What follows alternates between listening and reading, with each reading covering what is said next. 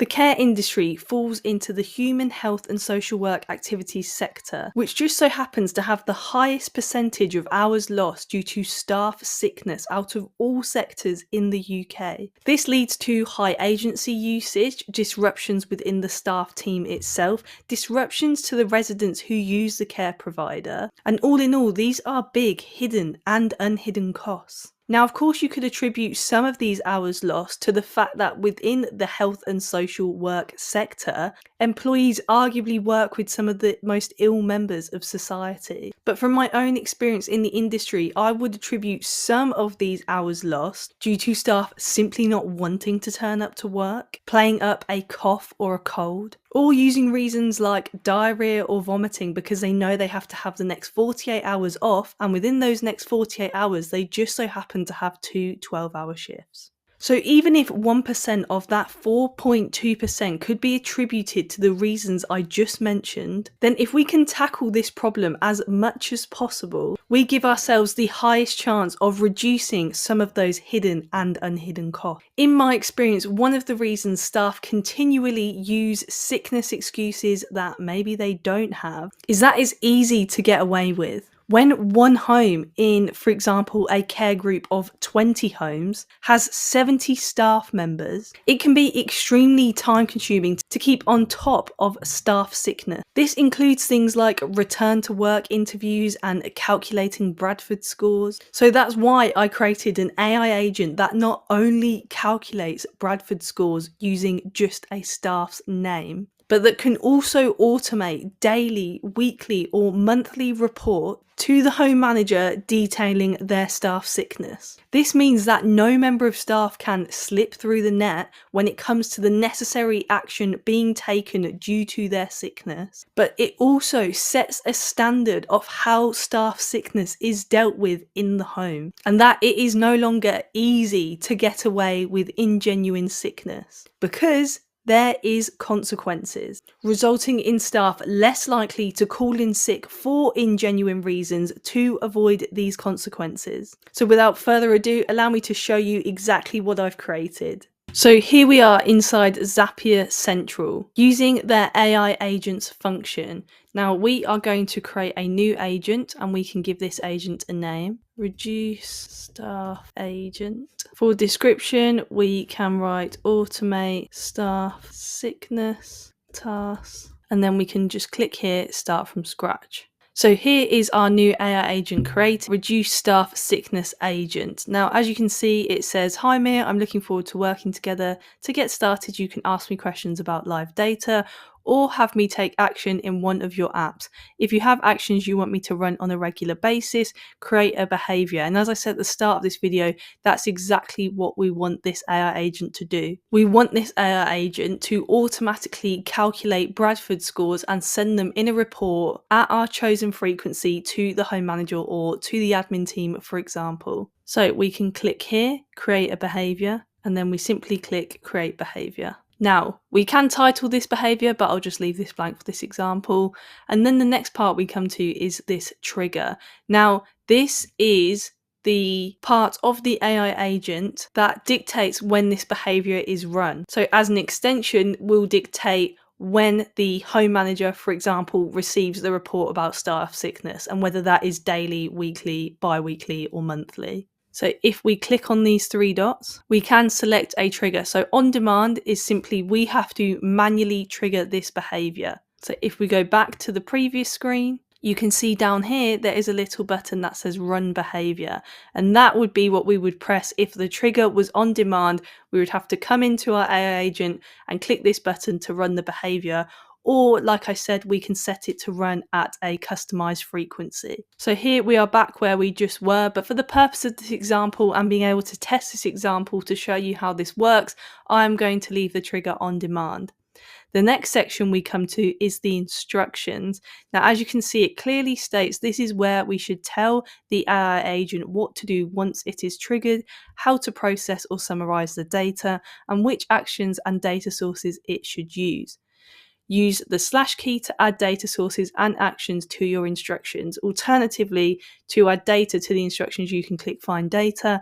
And if you want to add an action to the instructions, you can click this button to take an action. Now, to avoid this video being super long, I have actually pre-written instructions for this AI agent. So I'm going to copy them, paste this in this instructions box, and then talk you through it. So here are the instructions for our AI agent to complete what I've told you this AI agent is going to do. So it starts off with, you will be provided with a Google Sheet called Fake Sickness Tracker that tracks the sickness of staff in the company.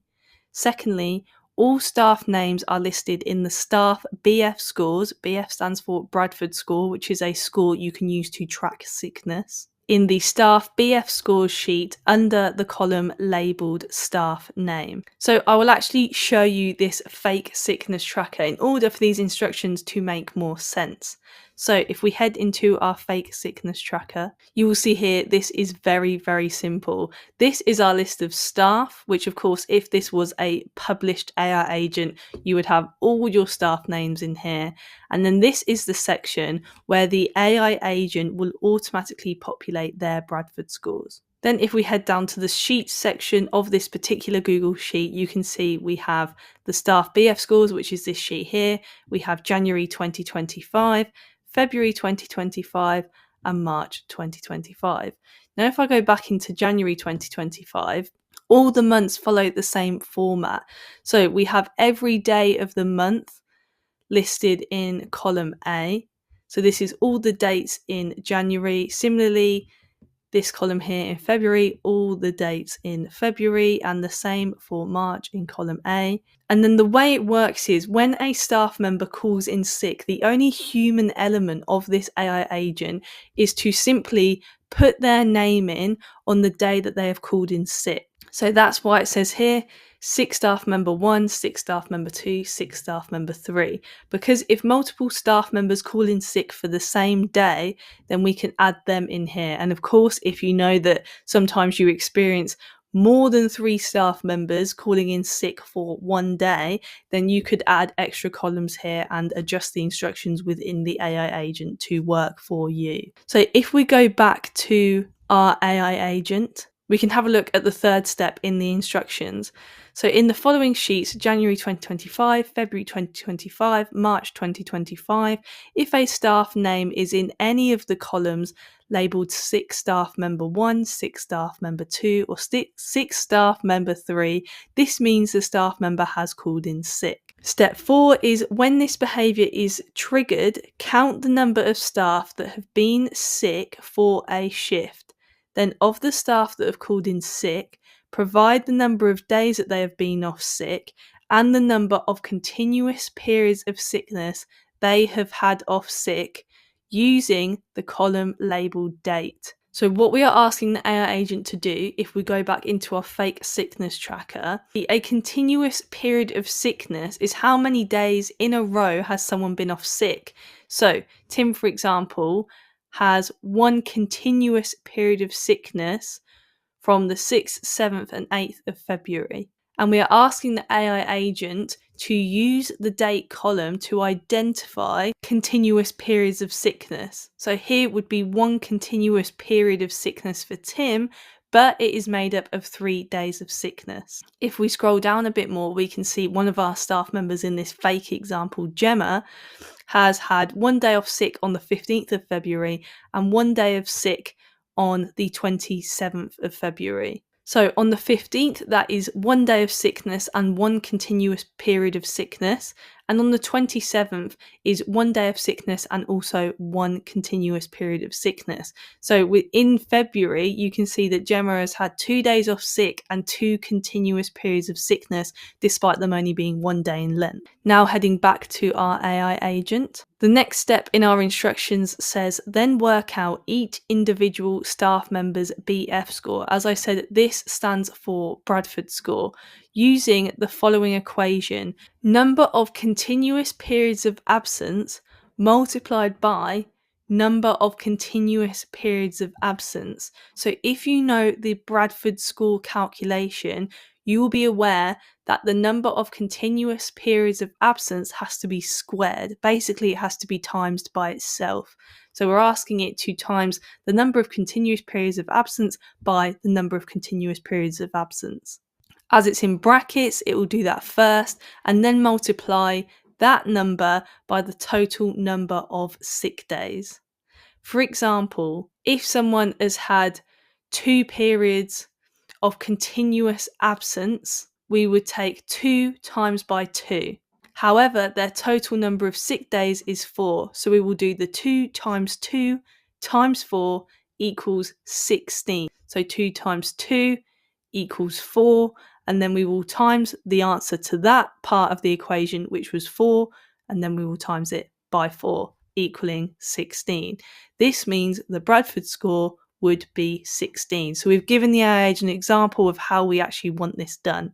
The next step in the instructions, once you have calculated their Bradford score, input the number in the sheet labelled Staff Bradford Scores under the column labelled Bradford Score next to the correct staff name. So if we go back and we follow these instructions in our fake sickness tracker, we go to Staff Bradford Scores, we want the number inputted under the column labelled BF score next to the correct staff name. Now heading back to our AI agent.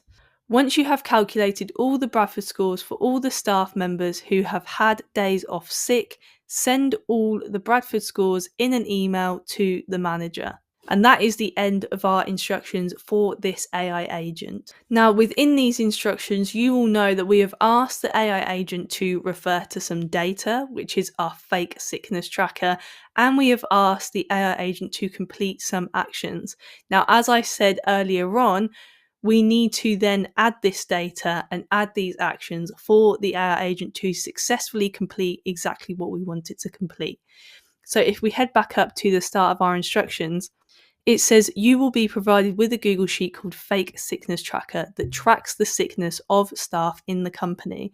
So at the end of this instruction, we need to actually provide that data. We need to provide it with that Google Sheet to actually be able to do the work we want it to do.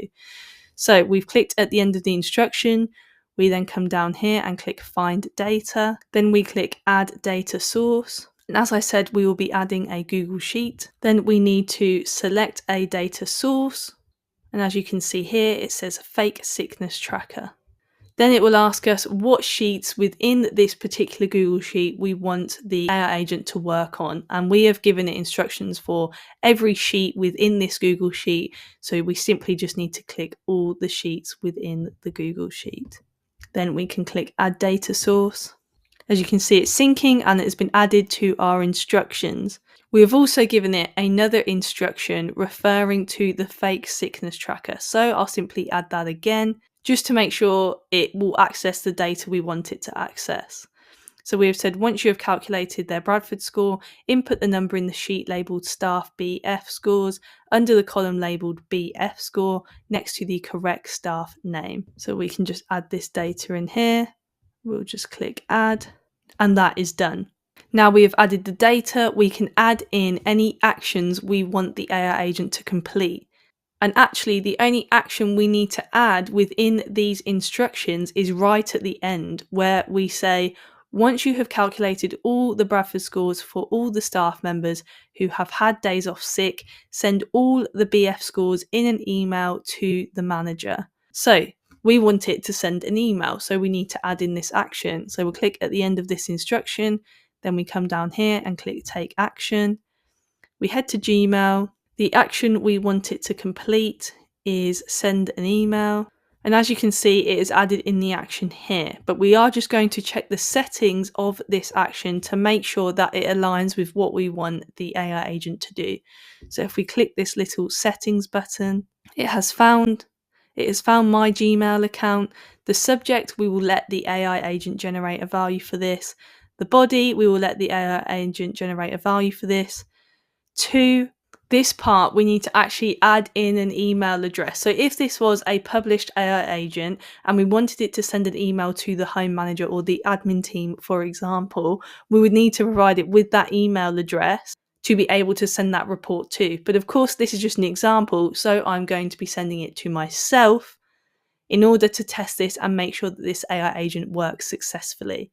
So if we click on the arrows, we click set a specific value for this field, and then here I'm going to enter in my email address so that we can test using my email. So now my email address is added, we will just check the other elements of the email. CC will leave as it is, BCC leave as it is, from leave as it is, from name reply to, everything else we will just let the AI agent generate for us for this example. So we can click save. And now the only thing left to do is to test this AI agent to see if the instructions we have provided it are good enough for the task we want it to complete. So we can click save on our instructions, and now we can test this behavior. So click test behavior. And as you can see, it is now running through our instructions. So I actually timed this test and it took 1 minute 44 to complete. However, we have provided it with quite detailed instructions and a fairly sizable task to complete. But of course, once this is published and automated, this will just happen and be sent to you, and there's no need for you to wait around for it to be completed. So let's take a look at this test and see what it did. So it noticed that the trigger was on demand. It noticed that step 1 was identify the staff members who have called in sick. So it examined January 2025, February 2025 and March 2025 to identify the staff members who have called in sick. That was the process for doing that. Then it combined the list of all staff members from January, February and March. Step 2, count the number of sick days and continuous periods of sickness for each staff member. So it's done that, fetched all the sick days for staff members who were off sick and counted the total number of sick days and identified continuous periods of absence. Step 3, it calculated the Bradford score for each staff member using the formula that I provided it. And you can see here it's literally gone through and calculated each staff member's sickness. And we can actually check this. So let's take Gemma, for example. It says Gemma has had 3 continuous periods of sickness within January, February and March and times 3 days. So 3 times 3 equals 9. Times 3 equals 27. So the calculation is correct, but is this correct based on the data we provided it? So we can go back to our fake sickness tracker, look at January, no days off in January. Look at February, Gemma had 2 sick days and 2 continuous periods of absence in February. And then in March, Gemma had another sick day and another continuous period of absence, which means there would be 3 continuous periods of absence and 3 sick days for Gemma, which if we go back to AI agent is exactly what it found and exactly what it calculated, meaning Gemma's Bradford score is 100% correct. Then it said, I will now input these Bradford scores into the staff Bradford score sheet under the column labelled Bradford score next to the correct staff name. And it said it did that. So we can actually check this. We can go back into our fake sickness tracker and check to see if it did do this. So I have gone back into our fake sickness tracker and it hasn't put the Bradford scores where it said it should have. So we can ask the AI agent about this. But first, let's continue with the rest of the instructions. Then it said it would send an email to the manager with the Bradford scores. The subject is Staff Bradford Scores Update. Here is the body of the email that it plans to send. Dear Manager, please find below the updated Bradford scores for all the staff members who have called in sick. Here is a list. Best regards, Mia Wilkins. And then it proceeded to format this within a Gmail format so I can see how it would actually be sent to the manager in this example. And then it says, how does this look? If there's anything you'd like to change, let me know. So in this reply box, I'm actually going to say to the AI agent that you haven't put the Bradford scores where you said you would put them. So as you can see here, I've written, I cannot see the BF scores you calculated in the Google Sheet called Fake Sickness Tracker. They should be inputted in the sheet labelled Staff BF Scores under the column labelled BF Score next to the correct staff name. So I'm going to send this to the AI agent and see what it says in response. So as you can see, it's actually saved my feedback and it is now running through a process. So after I messaged it here, it has now ran through a process saying feedback is saved, fetch all data from the staff BF scores table, update the BF scores for each staff member, output the updated data frame to reflect the new BF scores for each staff member. And then it's moved on to the next step in the instructions. So we can now go back to our fake sickness tracker to check that it has now done what it has said it has done. So if we head back to the fake sickness tracker, we can refresh it. Once again, it hasn't done what it said it has done. So this is where we can take a look at our instructions to make sure they are actually good enough for the AI agent to do what we want it to do. So if we head back to our Zapier agent, and in the instructions where we do ask it to complete the thing that it has not done yet, we can actually add an example. So once you've calculated their BF score, input the number in the sheet labelled staff BF scores under the column labelled BF score next to the correct staff name. So I'm going to edit this a little bit to make it even more clearer to the AI agent what we want it to do. So here is the edited instruction. Once you have calculated their BF score, input the number in the sheet labelled staff BF scores under the column labelled BF score next to the staff name column for the correct member of staff.